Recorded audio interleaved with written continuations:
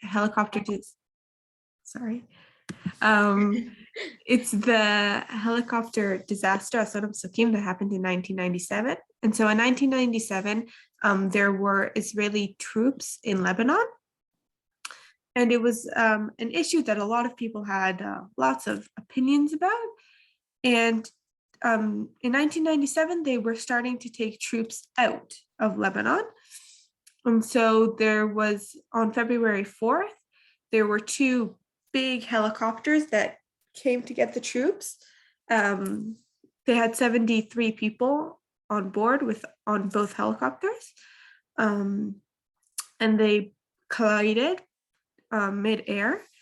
And so there were no survivors. And it was terrible. So, and this was one of the leading decisions for Israel to completely leave Lebanon. That happened 3 years later in the year 2000. It was awful. 73 soldiers that were on their way back home. Mm-hmm. And they weren't shot. It was just a mid-air collision. And it was terrible. It was such a tragedy. And so this was about a week ago. Mm-hmm. It was. Yes. Yeah. So in this picture, you can see the memorial place for this accident. Why was it? I just have a question about it. Yeah. Why was that considered one of the reasons that Israel pulled out of the war with Lebanon? So anyways, people were upset that soldiers were there, and it was just like another danger to be there. Like, you can't even get them home safely because leaving Lebanon, it's also dangerous. Mm-hmm. And even though this was an accident, the families that had their kids in Lebanon just saw it as like it was useless to have them there, and it was just another danger. And so it was just another factor that this already brought so much pain, and we would want no more. Yes, Randy? Thank you. So definitely a horrible tragedy. Did they ever find out what was the cause of this mid-air collision and crash when they did the investigation? What they found was that because they were leaving in the middle of the night as to not be seen by the Lebanon forces, both helicopters were trying not to be seen, not to make, I guess, too much noise. Obviously not possible with the helicopter, but they were trying to be as discreet as possible, and it was just an accident. There's not too much information. So it wasn't like there wasn't any mechanical issue or what have you. It was not just, that we know. Yeah, seems like it was pilot error based on the circumstances. Thank you so much. I didn't know that. Okay. Okay. So this is the corona status from yesterday. You can see that more and more people are having their, but there are more and more people who are seriously ill, which is not that good. In a personal experience, my sister has COVID, and most of my friends. So it's a usual thing. But people live with it, and things are open. Like, people just live with it. So yeah, all my friends have COVID too, and if they don't, it's because they've already had it. Mm-hmm. Okay, so got two little exciting things. Yay. So in the Beijing Olympics, the ones that are going on right now, Israel does have a team. There are six.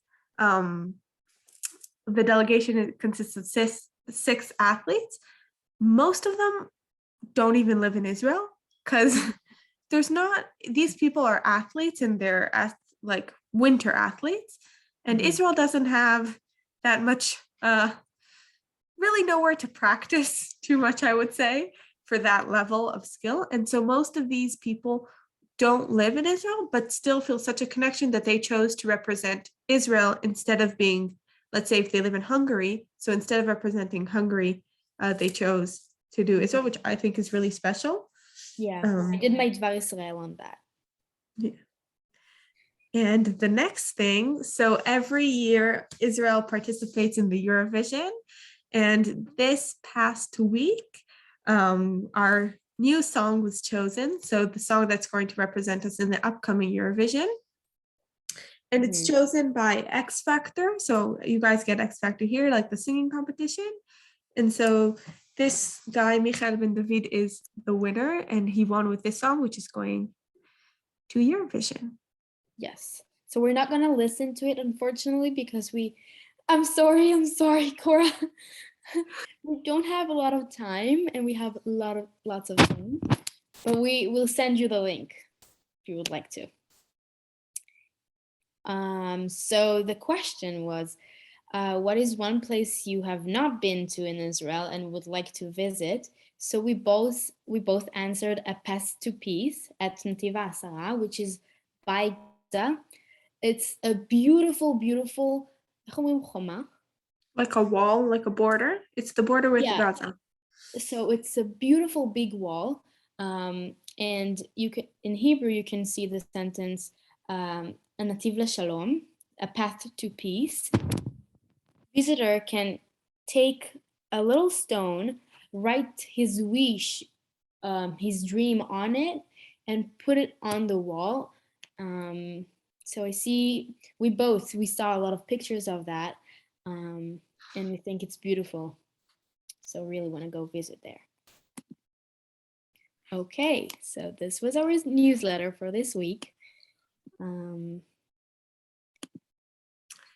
Okay, so today we're going to be talking, it's a bit of a more serious topic, but it does kind of work with Asona Mesukim, and also it was really important for us to talk about. Yeah. We're going to be talking about military post-trauma in Israel and how it affects the country.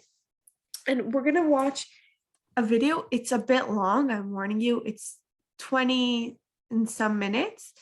But me and Nitzan, we went over all the questions that are asked in the video one by one. We wrote down the minutes, and we could not find a question that we thought was like, okay, we'll skip this part of the video. We couldn't. Everything seemed like we couldn't find it in our hearts to say, okay, this is not important enough to skip. So look forward to seeing it. Yes, so we're gonna watch it now. So it is a bit long, but hopefully you'll find it as interesting as we found it. Yes. Okay.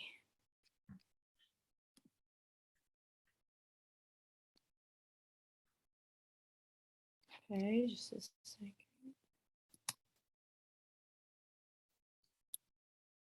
We can't hear.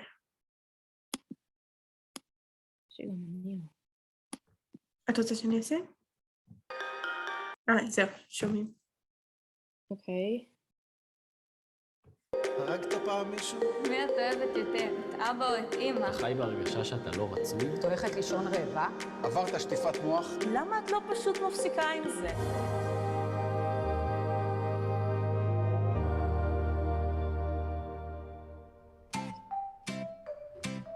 אהלן. פה?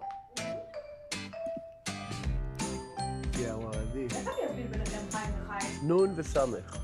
אני נון והוא סמך. מתרגש? מלחיץ, אבל יהיה בסדר. זה העניין של פוסט-טראומה. לא להצטלם, כמה שפחות לדבר. You're getting sophisticated too. רובי, אפ. חמודה, אז ליד חיים נון. יש פתקים. זה WH questions? לקחת כזה? אני מוכן. שאלה הכי קשה. מה קרה שם? איפה? איפה שהיית במלחמה. מה קרה שם? מתי? האמת שקרו הרבה דברים. ולא אירוע ספציפי? כאילו הייתי 5 שנים בצבא, עברתי די הרבה אירועים. בתקופה של 4-5 חודשים, בין 3 ל4 בשבוע. היו לי המון אירועים, אבל שואלים מה קרה שם, זה ברור שזה אירוע מאוד ספציפי. הג'יפ עלה על המוקש. אני כמובן הגעתי במהירות, זה היה המג"ד. ברגע שסובבנו אותו, היה פצע עמוק מאוד, עמוד השדרה מרוסק לגמרי, שמתי לו 2 תחבושות בטן, והשכבנו אותו על הגב. אז המג"ד אומר לי, תעשה לי טובה, תוציא לי קודם את האבנים שיש לי מתחת לגב. אז אני מסביר לו, זה לא אבנים. זה התחבושות ששמתי לך. אחרי איזה 20-25 דקות, הוא הפסיק לנשום.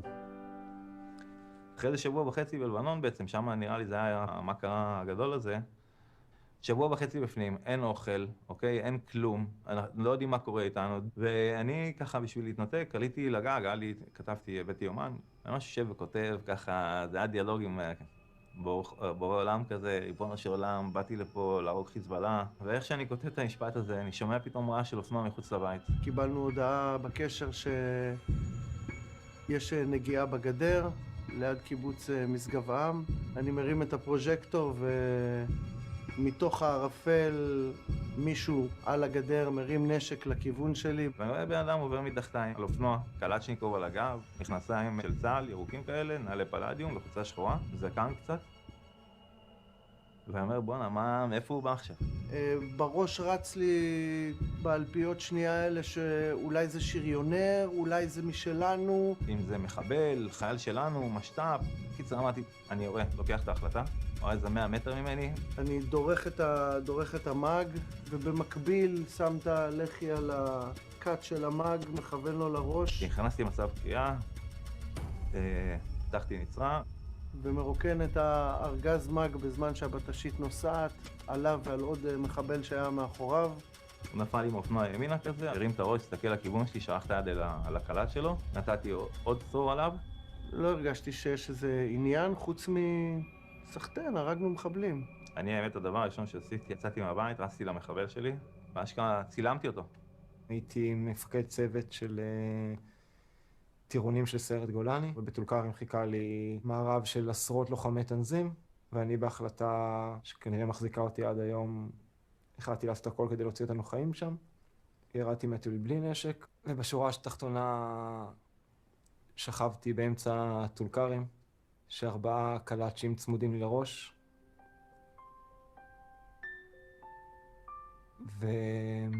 ונפרדתי. הבנתי שזה נגמר. ונפרדתי מאבא, ונפרדתי מאמא, ונפרדתי מאקסיט כחברה לא הייתה אז. אבל הכל בהשלמה מאוד מאוד גמורה. ואז פתאום היה צרור יריות מעלינו, וגם אלה שהחזיקו לי את הקלאצ'ים בראש כאן נבהלו, כי הכדורים שרקו מעליהם, אז ברגע שהרגשתי זה פשוט קפצתי. ואיך שעליתי לטיולית חזרה, אמרתי לנהג להסתובב ולנסוע. מעצם ההחלטה שלי אחרי האירוע הזה להמשיך בצבא ולהמשיך להיות קצין. ההחלטה הזאת הביאה אותי לעוד הרבה מאוד אירועים. חמורי תופת, אנשים על אופניים שנוסעים ומתפוצצים עליך. הטנק שלי חטף טיל, והטיל חדר בדיוק על ידי. אנחנו מקבלים RPG לתוך התלולית, כזה פתאום רעש משוגע. פתאום אני מרגיש מאחורה חום, אימים. רואים את המחבל שולף את העוזי החוצה ומרסס על כל הפקק. ויש את האירוע של בינג'בל עם כל 8 ההרוגים שפורסים שם הגופות שלהם. כל אחד פורק במקום אחר, כאילו. והריח המוות המצחין שעולה אחרי יום. הגיע טרקטור שניסה לדרוס בעצם את כל החבר'ה שלנו. עוד אירוע דריסה על חייל מג"ב בן 18 בצומת חלחול צפון. ואחרי זה שאח שלי נפצע לי מול העיניים ואני בטוח לכמה דקות שהוא מת ואני 300 מטר ממנו ולא יכול לעשות כלום. המחבל לא רצה למות. אנחנו כבר 1.5 שעה בחרא הזה והוא לא רוצה למות. חטפתי קריזה והתפרצתי החוצה, ניסיתי לראות כאילו... הגענו לרכב ראשון ומקדימה יושב נהג עם כדור אחד בשמשה והוא בתוך הראש שלו. מלחמה? קרה שם הכל, כל מה שאתם יכולים לדמיין בסרטים. וראיתי משהו שכל בן אדם סביר שחי בעולם המודרני לא אמור לראות את זה, להסתפק בזה. מסודר.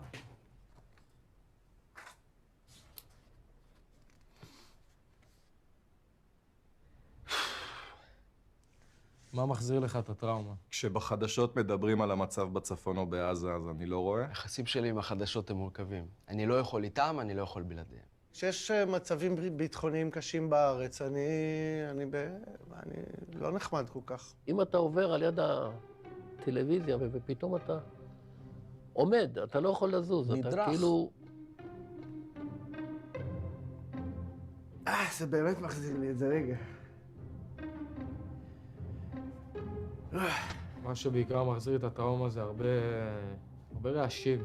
דלתות נטרקות, מגירות, מכסה שנופל. נהג משאית כאילו שהחליט שעכשיו הוא רוצה לנגן עם הצופר, זה מקפיץ. או מישהו בא מאחוריי עם קורקינט כזה, או עם אופניים חשמליות, אני ישר נתפס לי כל הגוף נדרך. המעבר גבול, לעבור לסיני.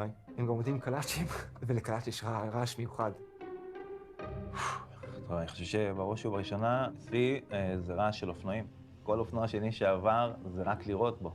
כאילו, אני חייב להשתיק אותו. תקופת פורים היא תקופה מרגיזה, מצא את עצמי יותר מפעם אחת מעיר לילד / לאבא, כאילו, מה אתה קנית לילד שלך את השטות הזאת?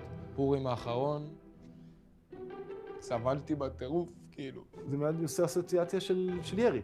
נתלשתי, לקח אותי חזרה אחורה, ומסתכל על הכל ומריח ושומע. הרעש שלו זה המחבל, אני חייב להשתיק אותו. ותופס את הראש ואומר, אבל אני לא פה, אבל אני לא פה, אבל אני יודע שאני לא פה. אז למה?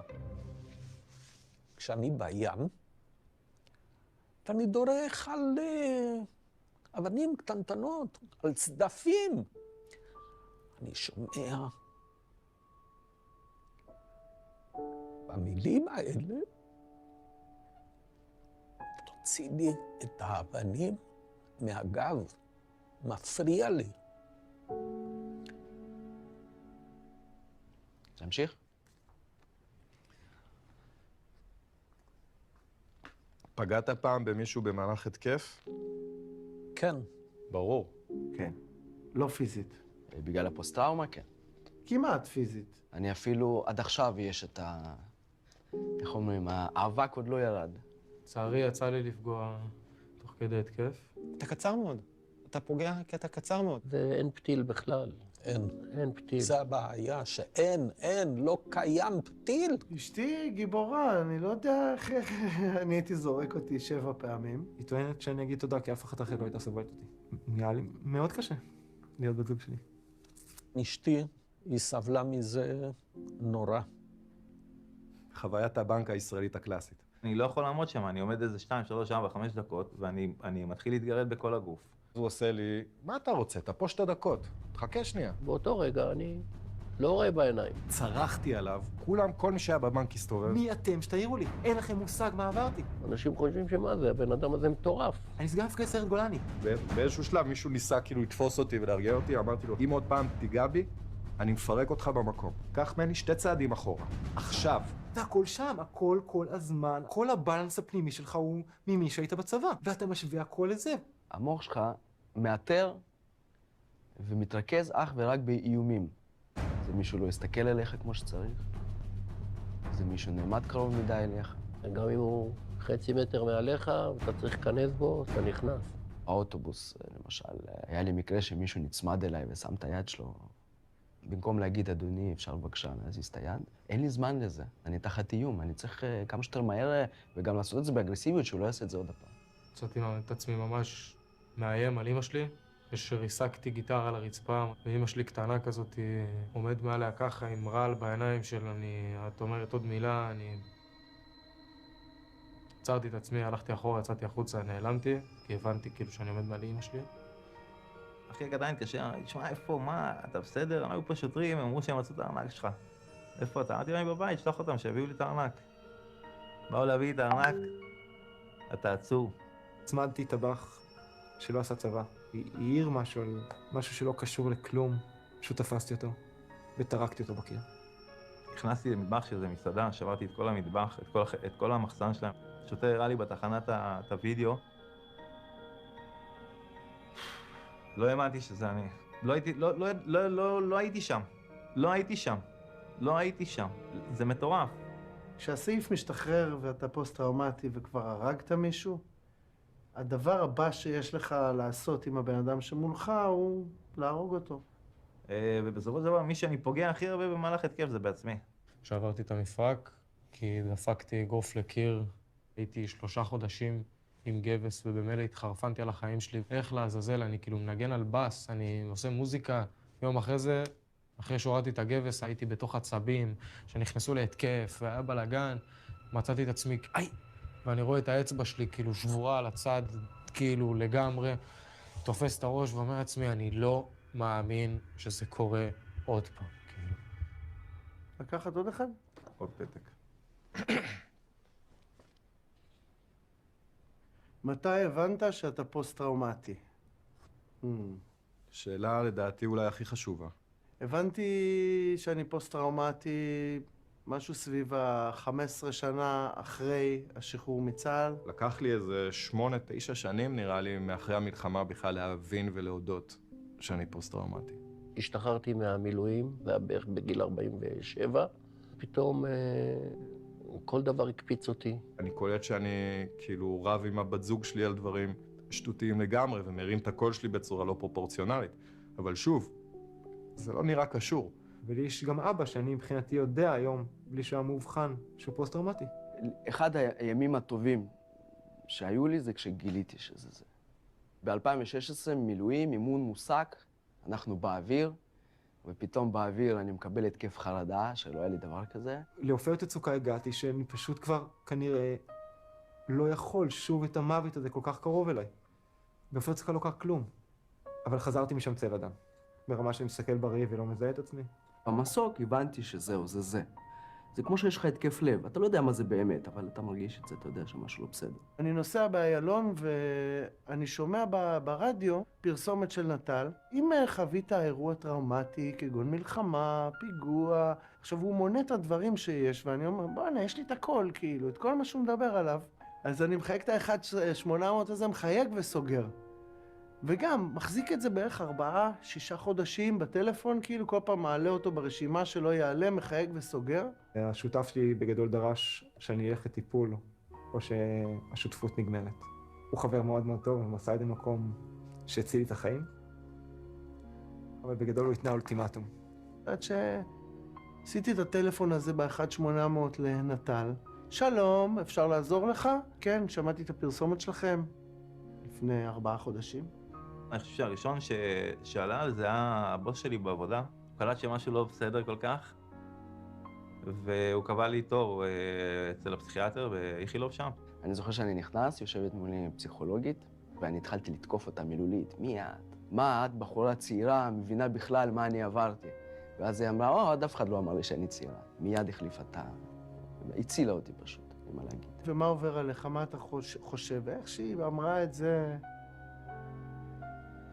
זה היה הרגע שאני מתפוצץ, שבר טוטלי. ישבתי אצל הפסיכולוגית, שאחרי חצי שעה קטעה את השיחה ואמרה לי, אוקיי, אנחנו עוצרים פה. יש לך פוסט-טראומה. אמרתי לעצמי, מה, אני פסיכי עכשיו? בוא'נה, הורדתי את המחבל, הצלתי חבר'ה, מה המרפאה הנפשית עכשיו? התנגדתי מהלך הרבה זמן לתווית להיות פוסט-טראומטי. התביישתי. לא יכולתי להסכים ולהגיד, כן, אני הלום קרב. זה להודות בפני עצמך שאופס, יש איזו תקלה שמפריעה לשאר המערכות שלי לעבוד. גם המדינה שבה נולדתי, ברית המועצות, זה לא הכי מעודד כל מה שקשור לנפש. היום אני לובש את זה, כאילו, אני מסתובב עם כלבת שירות שיש לה כאילו סימן. אני מסתובב עם זה בגאווה. אני גיליתי שזה כוח, ולהפך, זה לא חולשה, זה כוח.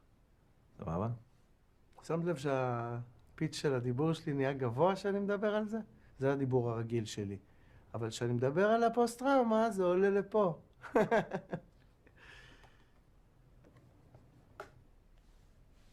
בישראל זה, אני לא חושב ששאלו אותי את זה עד עכשיו. בחו"ל זה השאלה הראשונה. הרגת פעם מישהו? אני יכול לא לענות על זה? רק לי. ברור, כאילו... כן? סתם, זה לא ברור. זה לא כזה ברור. התשובה האמיתית היא שאני לא יודע, ומעדיף לא לדעת. אני לא חושב שהרגתי מישהו. זה לא יתרום לי לשיקום. היה מישהו שיריתי בו, המשכנו בנסיעה, ולא יודע גם לא עניין אותי אם הרגתי אותו או לא. במקרה שלי לא הרגתי מחבל במובן הקלאסי של המילה, של הלבן מול העיניים, אבל יצא לי יותר מפעם לזהות, להכווין מישהו אחר ולעשות את זה. לא יקרה לי עוד פעם לעשות את זה, תודה לאל.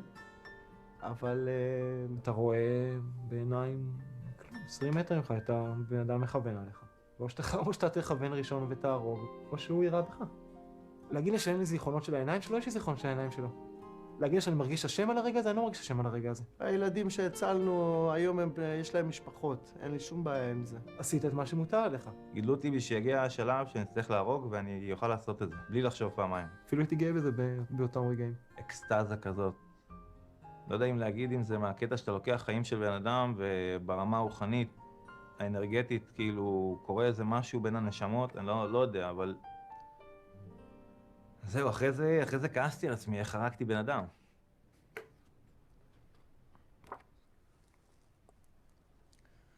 תשלח את הילד שלך לצבא?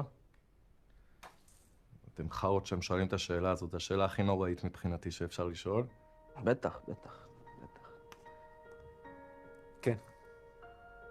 לחלוטין, אין לי שום דבר חכם איך להגן על המחשבה הזאת. אני כן מחנך את הילדים שלי בעתיד הרחוק, לא אוהב את המדינה. ללכת לצבא זה מעבר לחובה. יהיה לי מאוד קשה אם לא יבחר לא ללכת לצבא. יש פה התנגשות נורא קשה של ערכים. אני רוצה להיות חלק מהחברה הישראלית, אני רוצה לשאת בנטל, אני רוצה להיות כמו כולם. מצד שני, כאילו, זה דבר הנוראי הזה במערכת נוראית, כאילו, למטרה, למשימה נוראית, כאילו, היא פשוט, כאילו, זה דיסוננס משוגע, זה לא עובד ביחד. כאילו, איך אחרי מה שאני חוויתי, אני יכול לרצות שמישהו שאני אוהב יחווה אותו דבר? אני אספר לו הכל, שידע. יש גם מחירים שמשלמים. ולא הכל טוב ויפה, זה אפור, זה לא שחור ולבן. וכשהוא ידע את הכל, אז הוא יחליט. אני לא חושב שהייתי שורד בן או בת שלי שרתו בצבא, מבחינה רגשית. הנכדים, אני לא מעוניין שהם יעשו צבא. אני לא רוצה שהנכד שלי יעשה צבא או הבן שלי, אבל האמת זה לא בידינו. כשהם יגיעו לגיל שילכו ללכת לצבא, הם הרי במילא יעשו מה שהם רוצים. זה כן טוב שהוא יעשה צבא, אבל שהוא ינצל את הצבא, לא שהצבא ינצל אותו. שילך ל-8200, שילך לממר"ם, שלא ילך לסחוב 50 קילו על הגב ולהילחם, ואחר כך ירקו לו בפנים. זה מה שאני אגיד לו.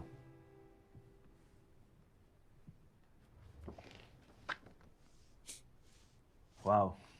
זו שאלה שאנחנו... האם היית מעדיף להיפצע פיזית? אני לא יודע לענות על זה. לא, חד משמעית לא.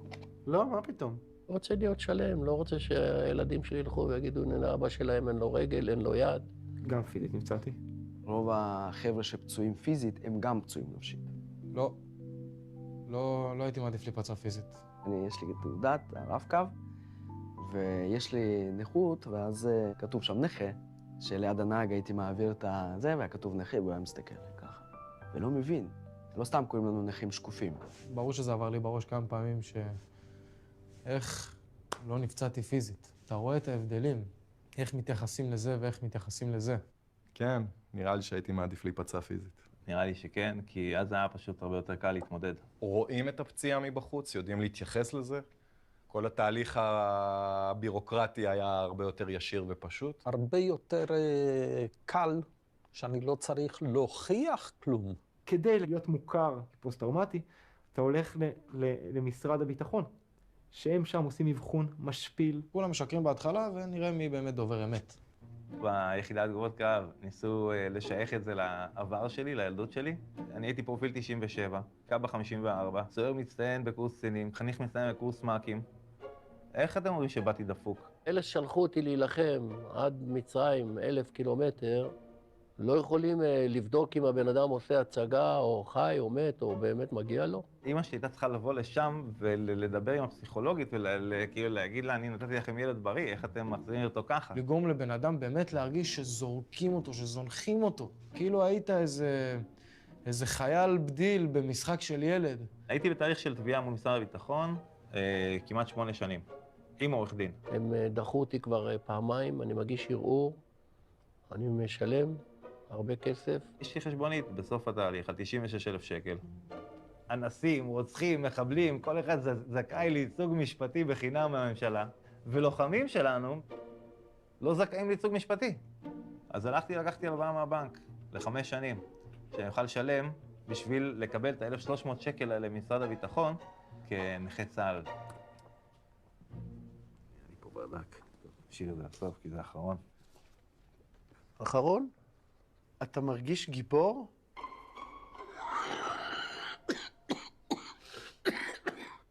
אני לא גיבור, אני באופן אישי לא גיבור. אני לא חושב שאני מרגיש גיבור. לא קרוב לגיבור. לא חושב שאני גיבור. אני כמו כולם. בינוני נטו, וטוב שכך. רציתי להגיע בשלום הביתה. גם את זה אני לא בטוח. חזרתי מלבנון השנייה, עלק גיבור, כאילו, כתבה בידיעות אחרונות, כתבת אמצע, אלוהים שמע אותי, הרגתי מחבל, אתה הולך ברחוב, בשכונה, ואיפה שגדלתי, כולם, גיבור, גיבור. אז לפנים אתה, משהו לא עובד, כאילו, משהו לא, אתה גיבור, איזה גיבור? איזה גיבור? אם אתה גיבור, זאת מעמסה, כי אז אסור לך לבכות, כי אתה גיבור, אסור לך להתלונן, כי אתה גיבור, אסור לך להיות חלש, כי אתה גיבור. אני חושב שגיבור זה מישהו שעושה דברים שמעבר למה שציפו שהגדירו. לא עשיתי שום דבר שמעבר למה שציפו שהגדירו, תמיד הרגש שאני עושה את העבודה שלי. עשיתי את העבודה שלי, ואני גאה בזה. מאוד, מאוד, מאוד, עד היום. כן, אני מרגיש גיבור. לא שהייתי מודע בזמן שעשיתי את המעשה גבורה הזה, כי תחת אש אתה מתפקד תחת אש. אז אתה לא מודע, אבל חלק מהעזרה שקיבלתי מהתשובות לעצמי, לפוסט-טראומה, זה שעם כל זה שזה קשה לך, היו שם בגן 22 ילדים שהצלת. אז כן, זה נתן לי המון כוח. היחידי שקרא לי גיבור פעם אחת זה אח שלי. כשאח שלי היה ביקור קצינים, הוא קיבל, בלי שאף אחד ידע שיש לו קשר, לעשות מורק על האירוע שלי, של טול כרם. וזה אירוע מאוד מורכב. הוא התקשר אליי אחרי שהתחקיר נגמר ואמר לי, סוף, יצאת גיבור. אחרי מלחמת 6 הימים הייתי חייל בודד. הקלטתי סרט בטייפ ושלחתי אותו למשפחה שלי בחוץ לארץ. יש לי משפחה מאוד מאוד מאוד גדולה. כל כך הרבה אנשים באו לשמוע את ההקלטה שלי. הייתי שמה גיבור.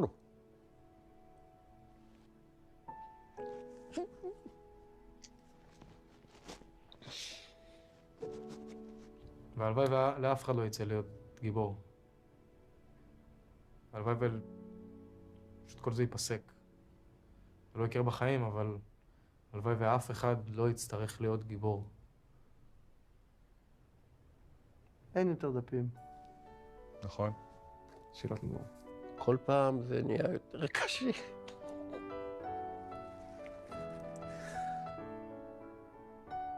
אבל לפעמים כן חייב להציף את זה בשביל לדעת איפה אתה עומד, לעשות את הבדק בית הזה ככה, זה בסדר, זה... טובי. רובי היא כלבת שירות, והומנה ספציפית לעזור לי עם פוסט-טראומה. רובי מעירה אותי מסיוטים.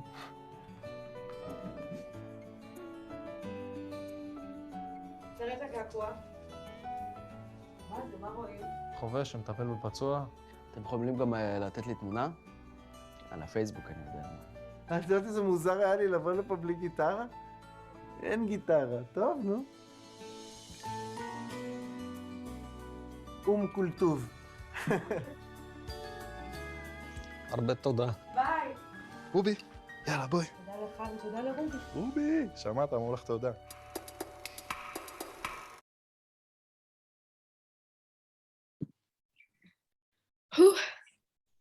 Okay.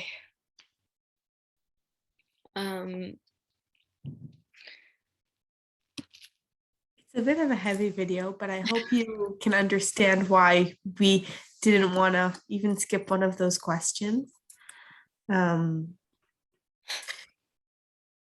We're going to continue talking about it now, but if you'd want to share what you thought of the video, if there was something specific that kind of stayed with you or caught your attention the most.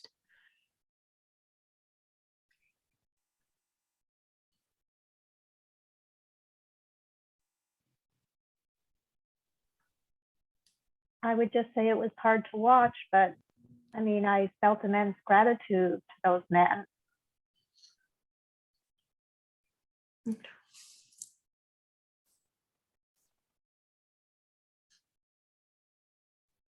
My neighbor has a service dog. He's from Israel. I think he's also was from the army. I never talked to him about it, but because he doesn't talk very much. But yeah. Yeah, Randy. I see on the chat. It's definitely disappointing. We're going to talk about that also in a second. I can share that it was very hard for me to watch, to know that I can be surrounded anytime with PTSD people and not knowing that, and that I'm going to the army next year, to be in a position that I'm going to send airplanes to their missions and to their, I don't know, it's crazy. It's crazy and it's scary. And it's very hard to be aware of those people. And important. I think like as part of this program, it's important for us to bring Israel, and we say that all the time, and most of the time we get to share the great sides, but if we're letting you in to our home, then this is part of our home, and these people are a big part of it. Yeah. We're going to share, I think, a story of one specific person and that made lots of noise in Israel, and we're also going to, there are lots of organization. Sorry, Randy, I can see in the chat. There are a lot, and a lot of them are nonprofit because of what happens with the government. And so we're going to talk about Itzik Sedian right now and how this all kind of connects. One of the organization is Netel, which helps a lot. It's one of the biggest ones. Okay, so this is the story of Itzik Sedian. We're going to read it for you, and then we're going to talk about it. Itzik Sedian, who served in the 13 Golani Battalion, was recognized as entitled to a 25% disability and had previously complained that this was too low a rate.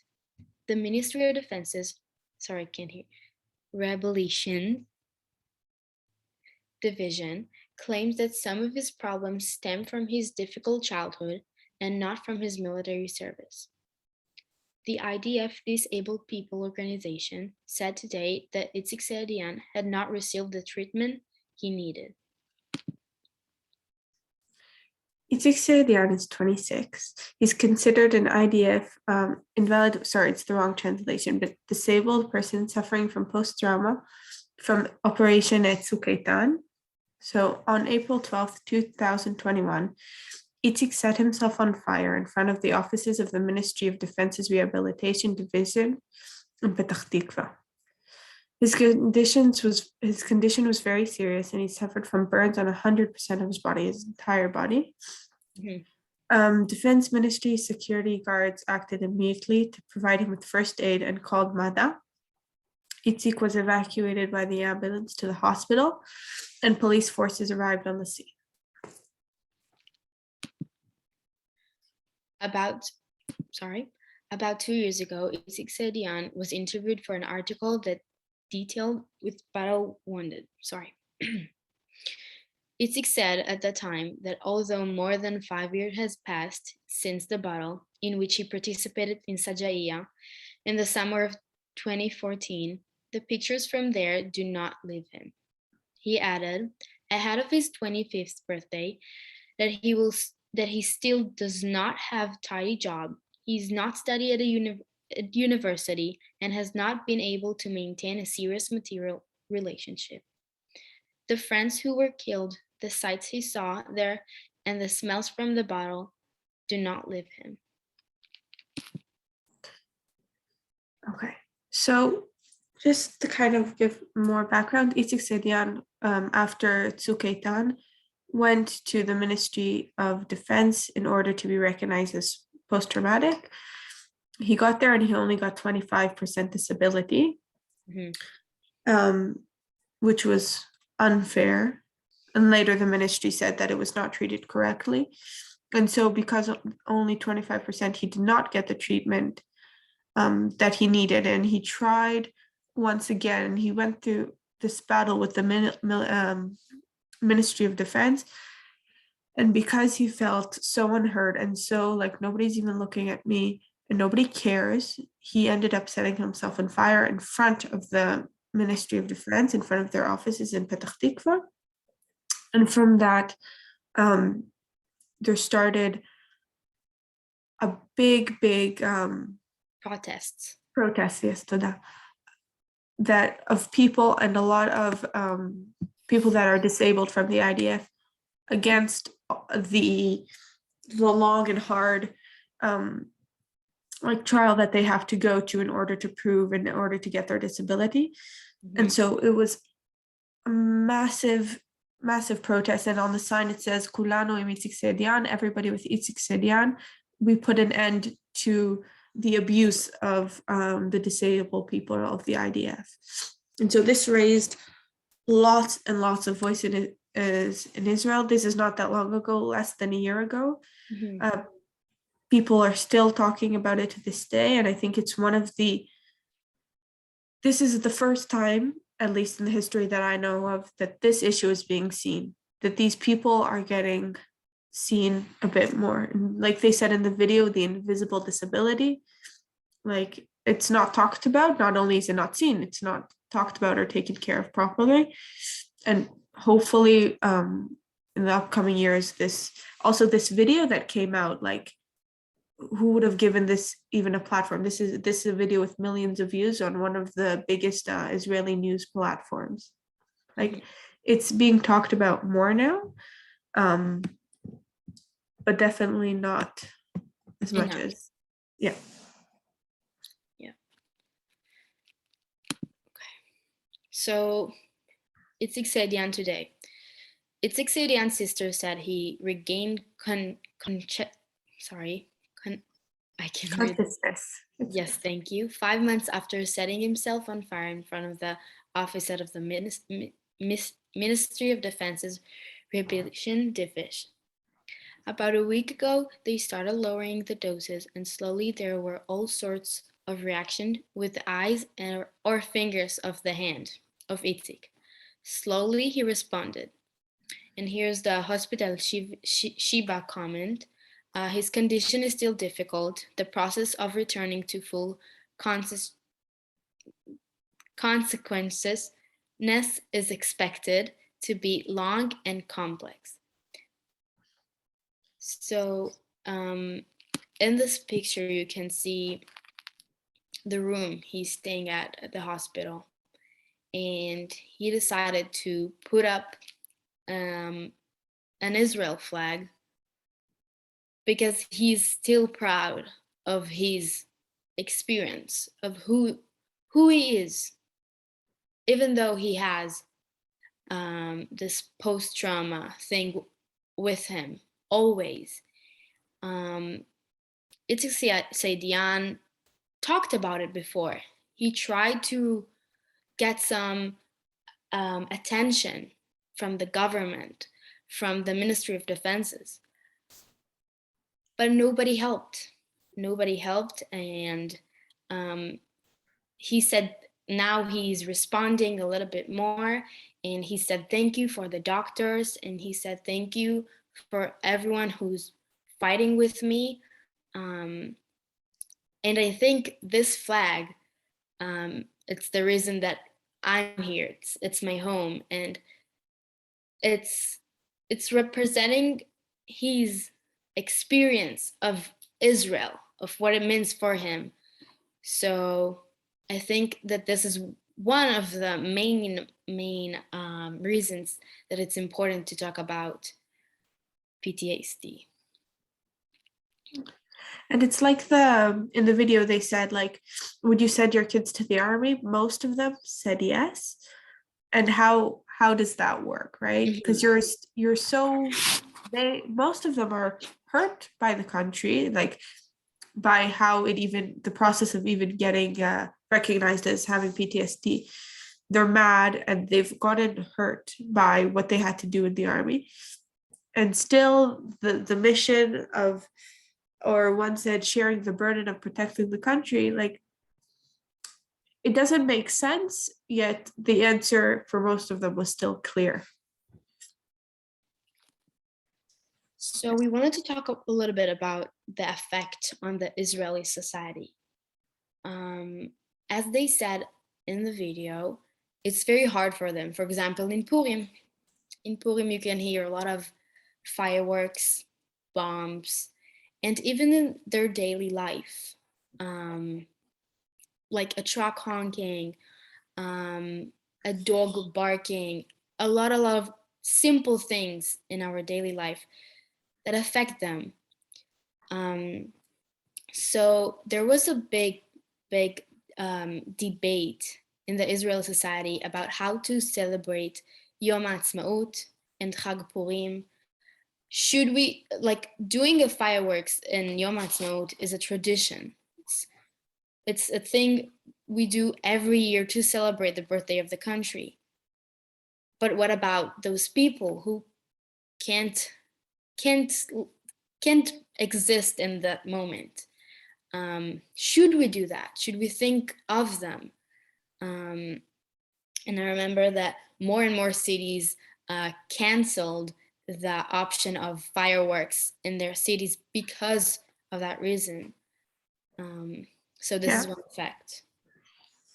I think it was also a lot of, like, Yom HaAtzmaut is definitely so, like, it's supposed to be the biggest celebration. It's supposed to be, and this celebration also, like, the people who fought for this country are some of the people who deserve to celebrate this day the most. They've done the greatest things for our country, and they should deserve to have this day to celebrate. And they can't even come near it. They can't leave their houses because of the fireworks. And on the other hand, like Nitzan said, it's been a tradition for years and years and years. It's like the 4th of July fireworks in the US. You can't imagine 4th of July without the fireworks. Or it's just like, I remember the first year that it got canceled in my town, the young kids that don't understand were so upset. Like, they were like, what is this? It's not Yom HaAtzmaut. How are we, like, they were so upset. But it was, pros and cons, and sometimes even if it makes a few kids upset, we have to understand the reason behind it. Mm-hmm. And so Talia has a story to share. Yeah. So Baruch Hashem, not anything too close. But I did want to share a bit of my mom's story. So when we're talking about PTSD from the army, a lot of people, or the people that come to our mind first, are the people that we see in the video, who are obviously, like, for sure the most important people in this conversation. But when you're living in a society like Israel, where most adults are after the army, like, these are people with maybe not as not post-traumatic, but that still carry things with them everywhere. These people are everywhere. And so part of my mom's story, she was a soldier, and they're always, for soldiers, right now it's not legal anymore, but they used to take trampim, like, get rides. They would stand at the corner and, like, get rides to go to the bases, because the bases are kind of far away. Not many buses go there. So there used to be, like, these big stations where there were tons and tons of soldiers, and they would all stop there and get trampim, get rides to the base. And so there was this big station. It was called Betlid. And because there was lots of soldiers there, these places were they were a site for terrorists. And so one day there was this big explosion, and a bomb went off, and quite a few people were killed. And my mom was a soldier, but she wasn't standing at that station. She was standing a few stations by. And when she heard the bomb went off, she ran straight towards it to go help, and so did many, many other people. The second after the bombs goes off, usually lots of people stop their cars and try and help and go and do what they can. And so lots of people, including my mom, ran to the station. And then a second bomb went off. And so the first one was targeted towards soldiers. But what was different about this terrorist attack was that the second one was aimed at civilians, at innocent people that weren't there, that were going to come and help. They knew that this was going to happen. They knew that people always run and help. And so the second bomb was timed a few minutes after to hit those people. And from what my mom says, she blacked out. She can't remember much. She remembers coming and she sees, and she blacked out. And she remembers that she was on the floor, and the medics, they came, shook her. They saw that she was responding. He slapped her to see if she would respond, because that's what they did. They needed to see fast who was responding and who was not. And the second they saw that she was, he said, okay. And he went and left to go help the people that needed it the most. And so this is my mom. She's not post-traumatic, right? She doesn't have any disability. She leads a normal life. And still the first time that she ever drove on that road again was about 3 years ago. This happened when she was 18. And the first time she even went to the Andarta, the memorial site, is a very, it's a hard image. It's a big, big ladder, and it's life-size, like soldiers that are going up on the ladder. So it's very visual and very hard to see. And so she hasn't even, the first time she visited the memorial site was, I think, last year. And so when I was saying that these people are part of a society, even people who don't have PTSD or who don't have this, they're spread throughout our society in Israel. They're everywhere, and every person, I believe, sadly has, not every person, but a lot of people from the army have small little things or bigger things or less big things that go with them, and they go with them usually for the rest of their lives. And the issues on how it affects Israel today, this is not just because of a small group of people. This is everyone. This affects everyone. And sometimes when Israel makes choices as a government, or as when we're dealing with politics, some people don't understand the reason, or it seems too rash. But sometimes we're thinking, these are all people, the people that are leading the government, most of them have done extensive military careers.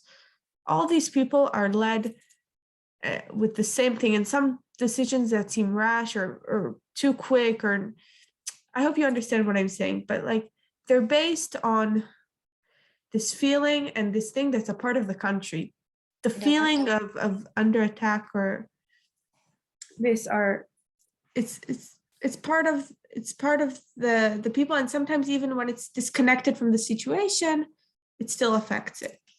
And I wanted to add that the percentage is very high, because to be part of the army is mandatory. It's a duty.